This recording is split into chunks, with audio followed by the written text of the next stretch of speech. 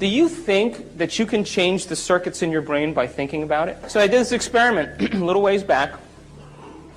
They took these people who never played the piano before, and they separated them into 4 categories, and they said, listen, we're going to scan your brains before you learn these exercises, and then we're going to scan your brain after. And all you have to do is show up for 2 hours a day in practice for 2 weeks, okay, and just follow the instructions.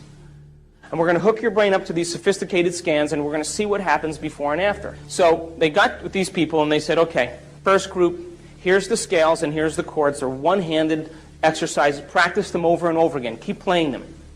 So they played every single day, 2 hours a day for 2 weeks. They scanned their brains before, they scanned their brains after. After 2 weeks, guess what happened? A whole new set of circuits lit up in their brain that never lit up before. That makes sense. You learn something new. Learning is making new connections. Repeating it over and over again is sustaining or maintaining those connections, and that's called memory. So they memorized what they were doing by physically practicing or personalizing what they learned. Make sense? Standard, simple. They took the second group of people and they said, listen, we want you to play 2 hours a day for 2 weeks. We're going to scan your brain before and after, but you know what we're going to do? We're not going to tell you how to play anything. You just come and do whatever you want. Play whatever you want. So at the end of 2 weeks, guess what happened to them? Nothing. You know why? Because they couldn't remember what they had learned the day before. And they couldn't remember what they played the day before, and they had no structure. They got no instruction and no knowledge to be able to apply it to make some steady circuits. Took the third group of people, they said, listen, don't even show up. Don't even create your day. Same thing. Nothing happens. Last group of people, they said, listen, we want you to come 2 hours a day for 2 weeks. We're going to show you these one-handed exercises.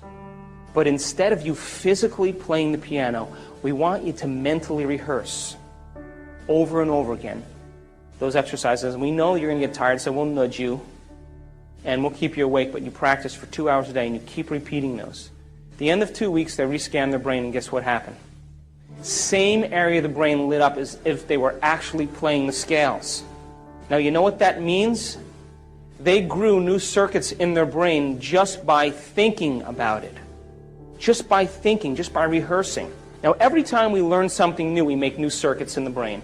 If you learn anything new, learning is making a new connection in the brain, new neurological connection. Memory is maintaining or sustaining those connections, keeping them alive. And the only way that we maintain and sustain connections in the brain is by repetition. Repetition allows the neurons to develop a long-term relationship. So these people, every single day, made it the most important thing.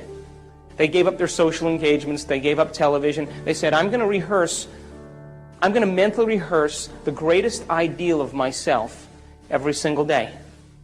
And as long as I keep doing it every day, what's going to happen to those circuits? They're going to light up and become the more sustainable circuits to act as a platform of who they will become in the future. During this process of rehearsal, while they were sitting down rehearsing who they were going to be, just like the piano players, rehearsing over and over again, they had long moments where they lost track of time and space. In other words, they became so involved with what they were doing that when they opened their eyes or they lifted up their eye masks or when they turned the lights on in the room, it was 2 hours later and it only seemed like 5 minutes. They were so involved with what they were doing that they lost the feedback of the body, they lost the feedback from the environment, and they lost track of time. And the moment that that happens, geniuses, that's the moment we walk through the door to the quantum field. And that is the moment, by the way, according to neuroscience, that we repattern and rewire the brain. And by the way, guess what part of the brain is the most active when we do that?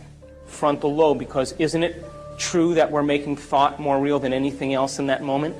And because the frontal lobe is the orchestra leader, it has its connections to the rest of the brain. And what it does is it quiets down the association centers, the thinking centers. It quiets down the motor centers. You don't want to move, you get still. It quiets down the emotional centers.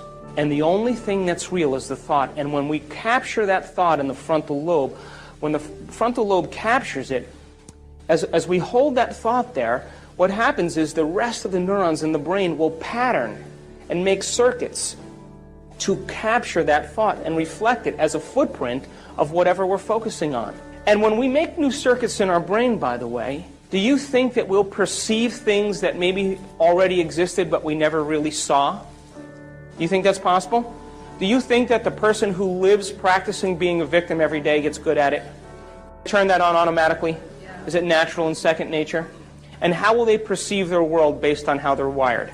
So if you made new circuits in your brain, do you think you may process or see things in your reality different because now you're wired to see them? Do you accept that? Yeah. So if I put up a picture of a Monet on the screen up here, and I said to you, isn't that a beautiful picture of what Monet painted? You guys would all say, oh yeah, that's beautiful. And then I took the picture down and I said, did you guys know anything about Monet? Do you know that he spent 44 years of his life teaching himself how to see things differently? And he thought that every person was too busy to stop and pay attention to light. And he loved light. He loved the light first thing in the morning, and he loved the light at sunset, at the twilight hour. And he said that the golden light of the twilight hour and the brightness and the opalescent light in the morning actually colored reality.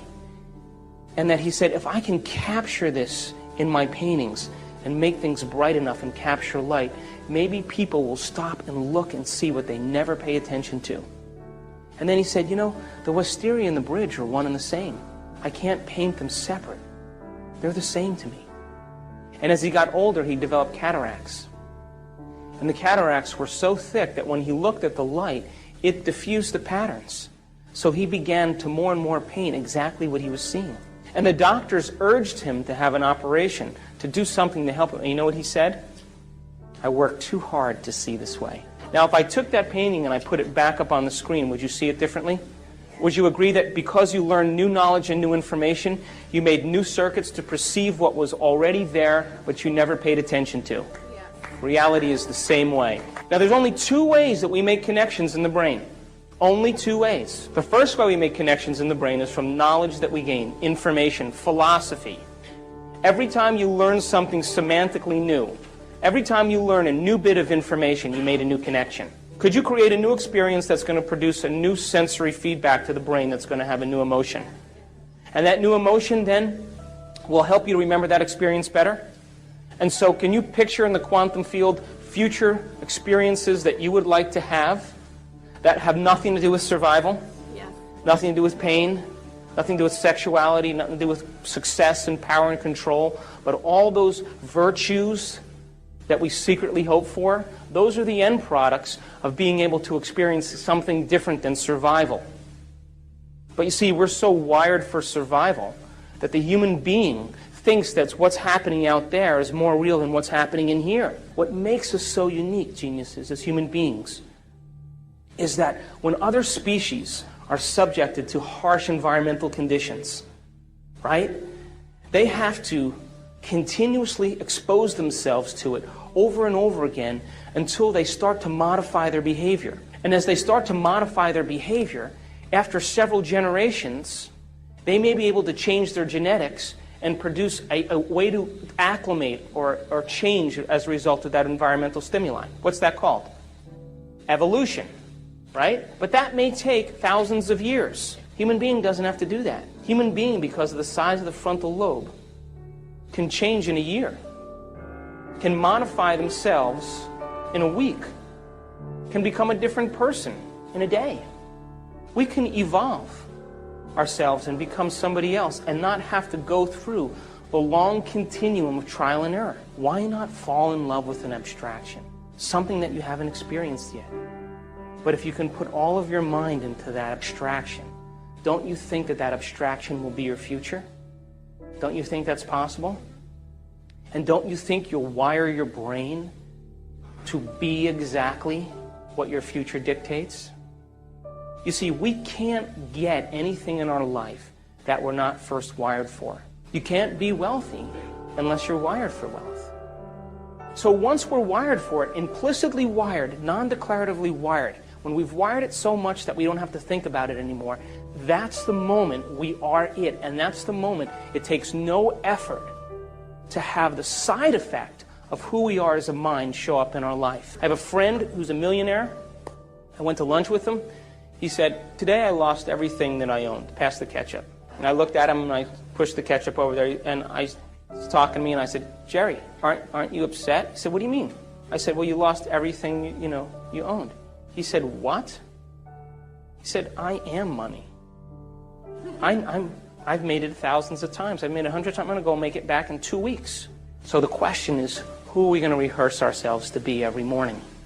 Can you rehearse in the morning your greatest ideal and activate those circuits? And as you rehearse those ideals for yourself and activate those circuits, won't they be the platform of who you become?